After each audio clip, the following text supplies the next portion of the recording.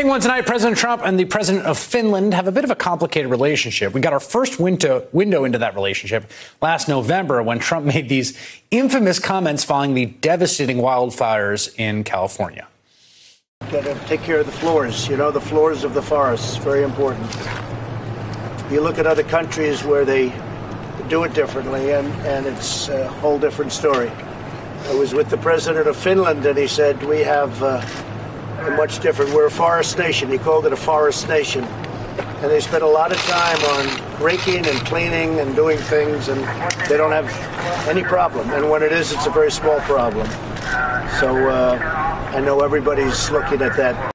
Nope, no one was looking at that. The president was roundly mocked for that in both this country and Finland, where Finns took their rakes and even vacuums out to the forest to troll him.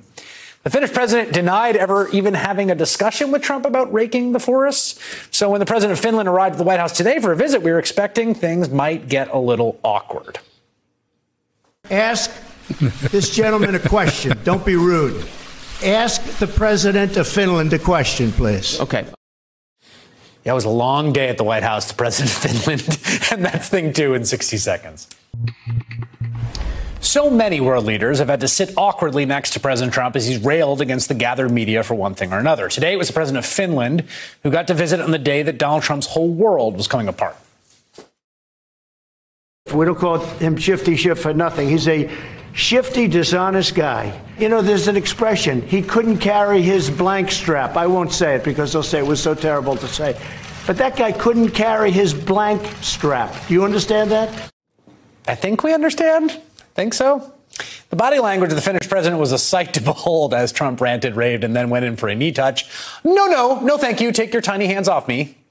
As a photo op dragged on, the Finnish president's disconcerted looks prompted comparisons to Jim from The Office. Later in the afternoon, the two presidents moved to the East Room for a joint press conference, and things did not get any better.